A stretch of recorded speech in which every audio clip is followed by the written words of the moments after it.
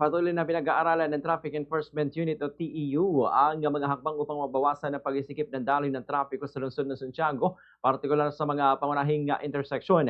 Sa panayam ng Bomb Radyo Kawayan kay Police Major Melchor Agabao Jr., Chief ng TEU Santiago, sinabi niyang may mga pagkakataon na biglang bumabagal ang daloy ng trapiko na nagdudulot ng pagkaantala sa biyahe ng mga motorista. Anya, kabilang sa kanilang tinututukan ang mga pangunahing daanan papasok at palabas ng lungsod kung saan limitado ang rutang dinaraanan kaya nagiging bottleneck ang ilang intersections.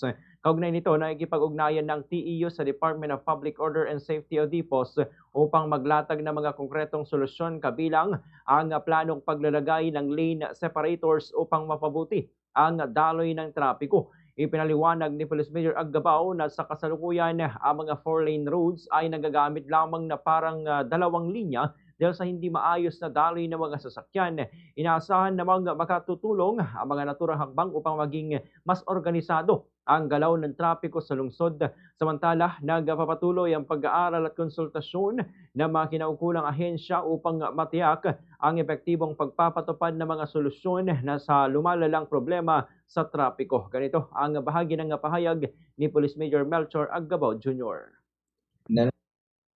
May mga time na talagang nagkakaroon ng build up ng sasakyan, medyo nadidelay yung pagbiyahe ng ating mga motorista dahil sa mga crossing natin dito na kung saan yan lang ang daanan na pwede nating madaanan kasi papasok at palabas ng Santiago. So may usapan na kami ng DPOS na may ilalagay kaming mga separator para mapaganda yung flow ng traffic natin.